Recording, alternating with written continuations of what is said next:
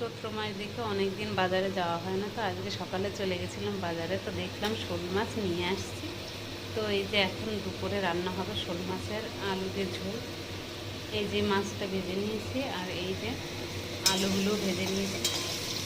এখন দিয়ে দেবো মশলা, জিরে, কাঁচা লঙ্কা, আদা বাটা দিয়ে করবো। তো এই যে মশলা পেস্ট করে নিয়েছি, আলুটা ভাজা হয়ে গেছে, দিয়ে দেবো। তো মশলা দিয়ে আমার কষিয়ে গেছে আলুটা। ঝোলে দেওয়ার জন্য জলটা ফুটিয়ে নিয়েছি, দিয়ে দিচ্ছি ঝোল। মাছগুলো দিয়ে দেবো। তো দেখো এখন দিয়ে দেবো ঢাকা। এই যে আমার মাছের ঝোল হয়ে গেছে, হালকা মশলা দিয়ে পাতলা ঝোল মাছের হয়ে গেছে। আমার রান্নাগুলো যদি ভালো লাগে অবশ্যই পাশে থাকবেন, লাইক কমেন্ট করে।